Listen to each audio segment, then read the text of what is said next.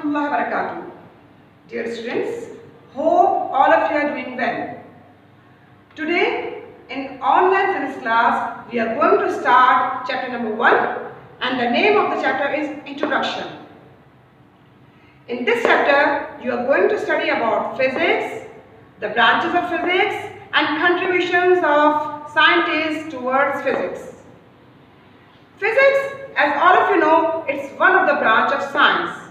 Similarly, you have studied other branches like chemistry, biology. So, in physics, what we are going to study and how physics works all around us, we are going to study all these things today in this lecture. Physics is basically the branch of science which deals with the interaction of matter and energy. That is, we study matter in terms of energy. We study the properties of the matter, okay, and its interaction with energy. मतलब कि हम matter की energy के साथ जो interactions होती हैं वो पढ़ते हैं और इसी तरह से हम प्रॉपर्टीज ऑफ एनर्जी पढ़ते हैं और इस एनर्जी का जो रिलेशनशिप होता है मैटर के साथ वो फिजिक्स में पढ़ा जाता है। मिसाल के तौर पे हम मैटर की बात करते हैं। There are 3 states of matter. So the question arise in our mind कि ये मैटर 3 किस्म में जो एग्जिस्ट करता है, जो कि सॉलिड, लिक्विड और गैस है, तो आखिरकार वो किस तरह से एग्जिस्ट करता है इन 3 स्टेट्स में। आप अपनी छोटी जमातों में जो कि 6, 7, 8 जो प्रीवियस जमातें हैं उसमें यकीन तो पढ़ चुके होंगे कि होता ये है कि सॉलिड के जो पार्टिकल्स होते हैं वो काफ़ी करीब तर होते हैं, इसलिए वो ठोस होता है। लिक्विड के जो मॉलिक्यूल्स होते हैं वो थोड़ा सा फासले पे होते हैं एक दूसरे से, इसलिए वो लिक्विड होता है, वो फ्लो कर सकता होता है। और गैस के जो मॉलिक्यूल्स होते हैं वो काफ़ी दूर होते हैं। तो इस तरह से अब हमारे जहनों में मुख्तलिफ सवाल फिर भी आते रहते हैं। इंसान क्या है? अल्लाह ताला ने इंसान को अशरफुल मखलूक़ात बनाया, ठीक है ना, और अशरफुल मखलूक़ात बना के फिर उसके अंदर क्यूरियोसिटी की नेचर डाली। मुख्तलिफ क्वेश्चन हमारे दिमाग में अक्सर और बेशतर आते रहते हैं कि नेचर में होने वाले मुख्तलिफ फिनोमेना आखिरकार कैसे हो रहे हैं। We start thinking why the sun always rises in the east and sets in the west, how do motor cars move, how does an aeroplane fly in the sky, why do land and sea breeze blow in the coastal areas, how is sound produced when we speak, how are images seen in a mirror, how room is lighted by just pushing an electric switch। इस तरह के questions और इसके अलावा बादल कैसे बनते हैं, we always think about that कि बादल बनते हैं तो कहाँ बनते हैं। इसके अलावा हम ये भी पूछते हैं, सोच पड़ जाते हैं कि how lightning flashes in the clouds, how lightning flashes in the cloud. जब बारिश होती है तो आपने देखा है कि बादल के गरजने की आवाज़ आती है और साथ में बिजली भी कड़कती है। इंसानों के दिमाग में इस किस्म के सवाल आते ही रहते हैं। वो अक्सर ये पूछता है कि आखिर हीट कैसे प्रोड्यूस हो रही है। अब हीट कैसे प्रोड्यूस हो रही है तो मैं आपको बताऊं कि पुराने ज़माने में जबकि पत्थरों का ज़माना हुआ करता था तो ये माचिस और ये लाइटर्स वगैरह नहीं हुआ करते थे, बल्कि पत्थर से पत्थर रगड़ कर बिजली पैदा की जाती थी और उस हीट एनर्जी पैदा की जाती थी और उससे काम होते थे। आजकल जो आप देख रहे हैं गैस के चूल्हे, ओवन वगैरह, आप इससे पहले देखें तो लकड़ियों पे काम होता था, लकड़ियों पे खाना पकता था और खाना भी लजीज होता था।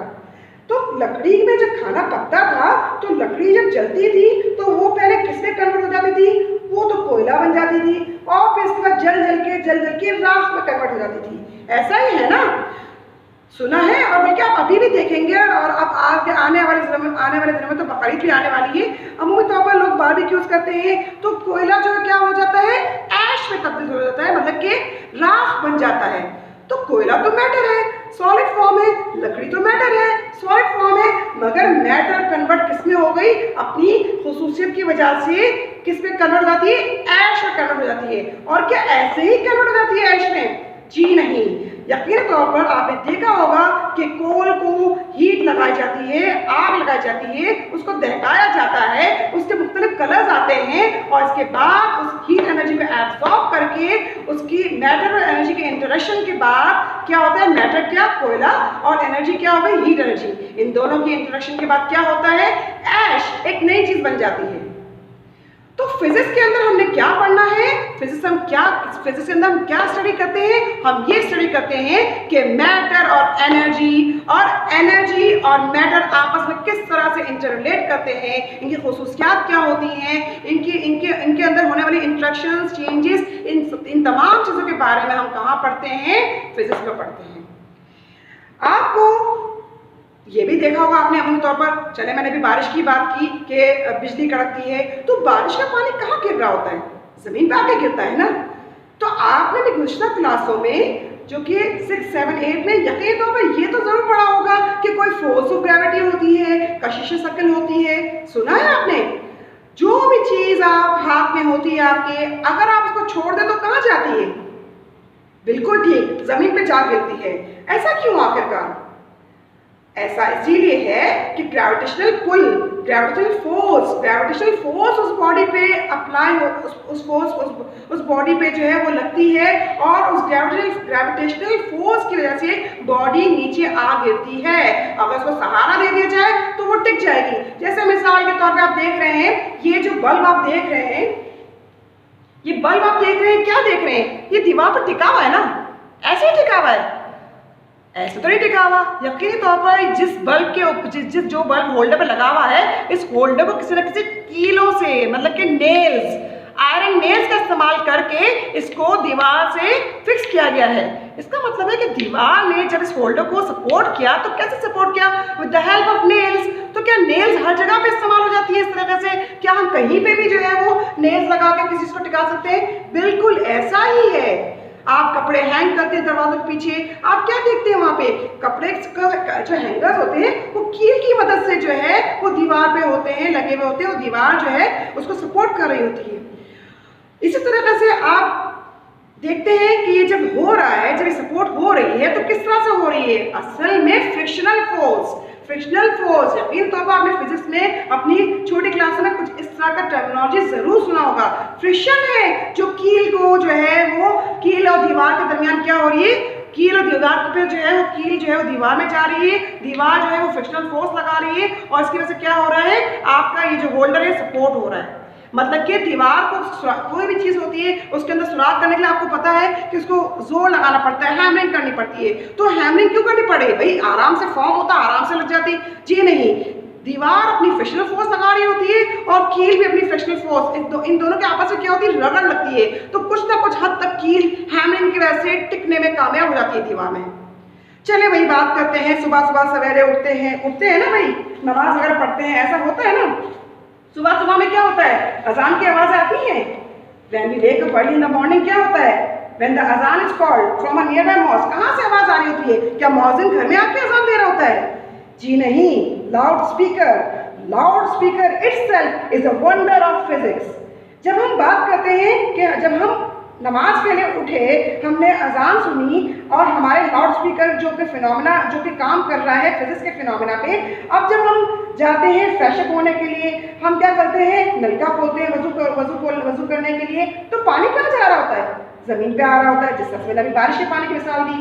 इसी तरीके से आप देखते हैं कि शमसी निज़ाम चल रहा है, पानी नीचे आ रहा है, ये सब किस तरह से हो रहा है? ये क्या है? ये कानून फितरत है, the law of universe, or basically the word physics has been derived from the word physicos, which means natural, कुदरती चीजें हैं।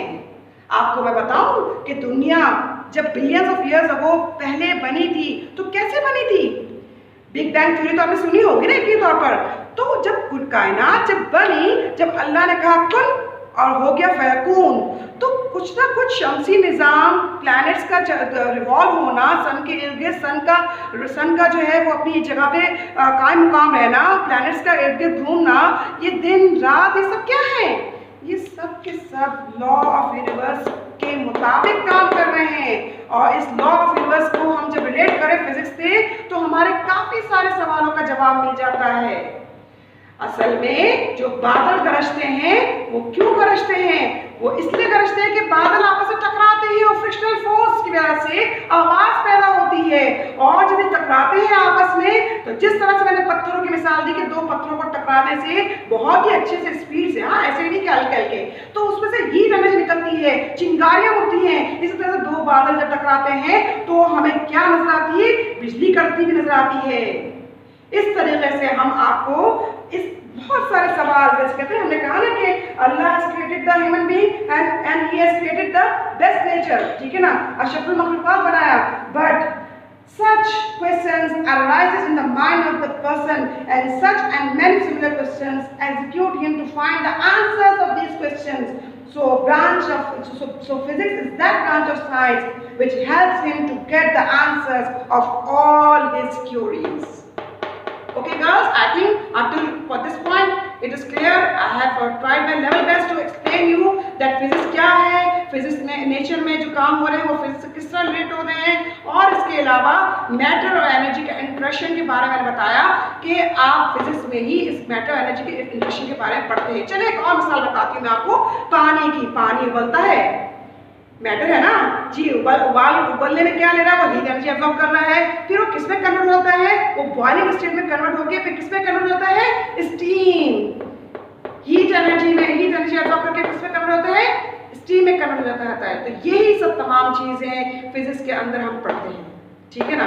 उम्मीद है कि आपको यहाँ तक ये लेक्चर समझ में आ चुका होगा, और आपके लिए जो आज का होमवर्क है वो ये है कि you have to learn the definition of physics. Okay, it is in your book and now you have grown up, class 9 के स्टूडेंट्स हैं, थोड़ा सा इतना तो काम आपको देखना होगा। फिजिक्स की डेफिनेशन हमें सर्च करनी होगी and it's very common definition, that is physics is the branch of science that deals with the interaction of matter and energy. So that's all for the day today. Inshallah we'll meet in the next lecture. Allah Hafiz.